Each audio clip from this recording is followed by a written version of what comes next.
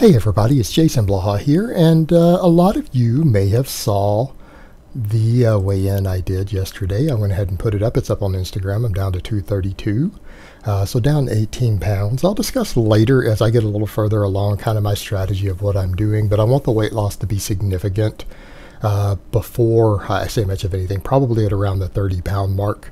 So when I get down to about 220, I'll tell you guys what changes I'm actually making to drop body fat. And it isn't something as bizarre, or there's no magic secrets to it. No real magic secret. It's something I've advocated for a long time.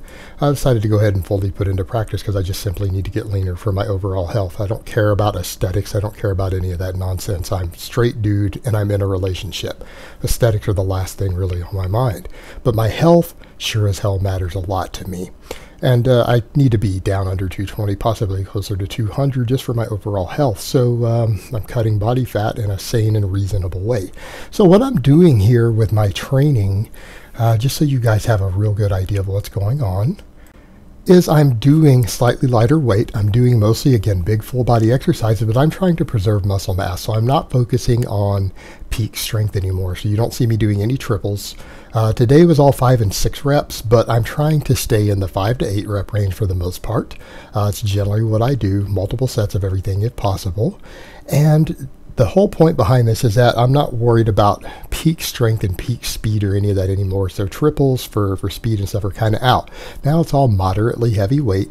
Again, 5 to 8 reps. The reason for doing so, preserving muscle mass. I am losing weight pretty rapidly. Like I lost 3 pounds in the last week. Even though I'm eating a very large amount of carbs, trying to do things to keep my training performance up, it can be difficult to maintain muscle mass when you're losing that much weight. I'm down 18 pounds. Again, 3 pounds in the last week. So the whole point is preserving muscle mass becomes absolutely critical.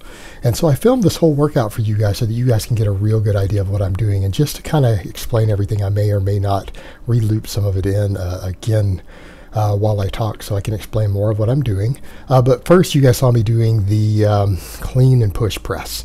Now, a lot of people don't like the way I push press. They're like, that's not a true push press. Yeah, there are different variations of the push press. There's like Olympic push presses, which are what a lot of people are thinking of. The version I'm doing is actually taught by plenty of strength and conditioning coaches, where you just have a slight dip, a little bit of leg drive. You're not necessarily doing the double or the triple extension on it. Doing today also deficit deadlifts. Why? Less weight on my spine. Use a slightly lighter weight on deficit deadlifts. I'm doing an enormous amount of axial loading to try to do full body exercises to hold on to muscle mass. I'm doing a lot of cardio.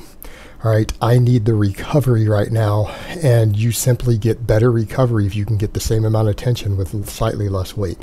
In this case, by doing a deficit deadlift, I can move through a fuller range of motion. It's a little less axial loading on my heaviest exercise, so you recover from it faster. All right, deficit deadlifts are one of the best mass builders ever created. So therefore, doing them for holding on to muscle mass, particularly in that middle rep range, 5 to 8 rep range, works very, very well for holding on to muscle. Same thing, I'm doing Pendlay rows here. Pendlay rows.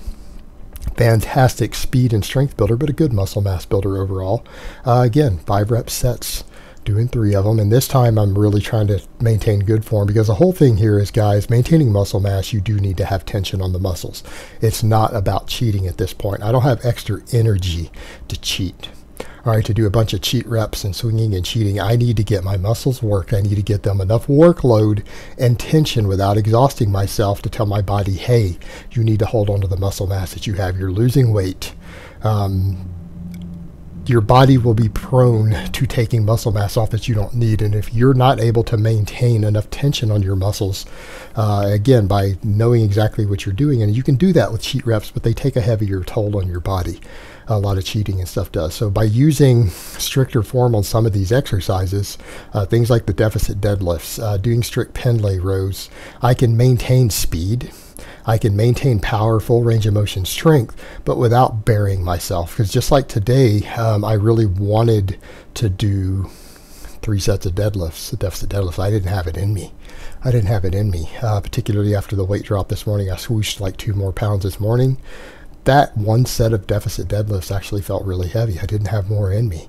My last exercise here, which you guys can see, is, again, I'm just kind of hang cleaning up, and I'm doing overhead standing dumbbell presses. And you notice again that's a neutral grip. I did a whole video on that this morning breaking that down. You guys can watch it if you're curious what's going on there. But as you guys can see with the neutral grip like this, what I'm doing is giving my chest, shoulder girdle, and triceps more work. Why?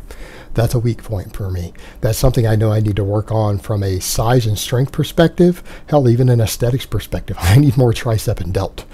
This exercise works my weak points, and I'm doing a second exercise for my weak points. Yeah, the clean and push press works it, but because it's a weak point for me, I need to do extra work for it. Now that was the end of my workout, so I'm going to loop more stuff in so I can talk about what I'm doing here.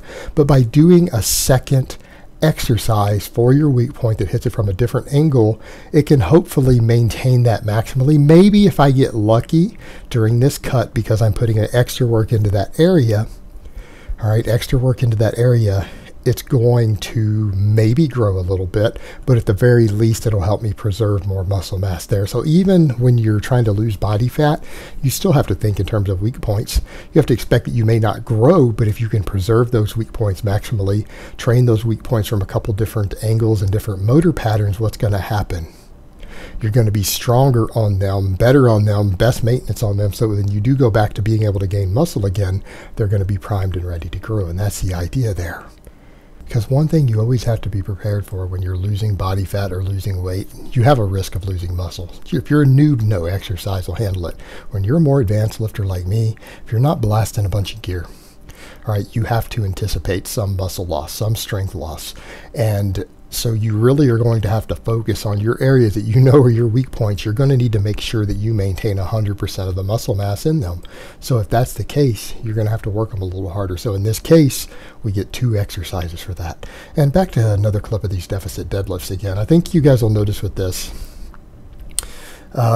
notice how much deeper you go at the bottom. For me, this really works my hamstrings. And another reason I'm doing these, I'm not really doing a lot of lower body exercises. Not doing much in the way of lower body exercises other than deadlifts and push presses. These work my hamstrings more than the conventional deadlift does, and I need that extra strength work in my lower body. Same thing, occasionally I'll come in and do my trap bar deadlifts, the same idea, a little more quad involvement. I'm not doing a lot of lower body exercises other than cardio. So again, just that exercise selection to try to work those areas a little bit harder and preserve my lower back just a little bit more, worth doing. Otherwise, again, I'm risking losing muscle mass in my lower body. And that's not something I want to do. And like I said, as much as I wanted to do 3 sets of these, the fatigue kicked in. I felt it. My heart rate was way up. I was fatigued, tired at the end of that set, needed to sit down for a minute. Again, that's the other thing that people need to note. A lot of people are like, well, you can just do lots of high volume weightlifting when you're cutting. That doesn't work that well when you're not on gear. The reality is you have less recovery ability. When you're overeating, your recovery ability goes up, your work capacity goes up, all those extra carbs, all that extra energy will help you push through those things. It'll help you recover faster. When you're eating less, your recovery in the gym is going to be limited, and you have to make it count. You have to make everything count. In this case, I knew I was getting enough muscle preservation and getting way fatigued off of a single set of these, a single work set. So I backed off, and I chose to put my focus on exercises that were less involved. Stuff like doing the standing overhead press with the dumbbells again. Why? It's less fatiguing. It's less fatiguing overall. It still lets me work weak points.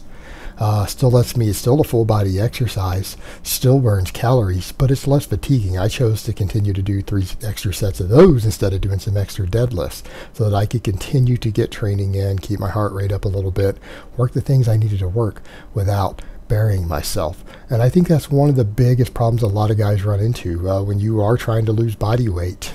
You have to know your limitations. People who push too hard when they are cutting are people who notoriously get hurt over and over and over again. And I don't want to be one of those people, and I don't want any of you to be one of those people either. Again, when you're cutting, know your limitations. Understand you can only burn so many of your calories through weight training. If you want to burn more calories, that's what cardio is for. All right, cardio is fantastic for it. It's less fatiguing than a lot of this. You've got to keep your volume moderated. You've got to keep it reasonable.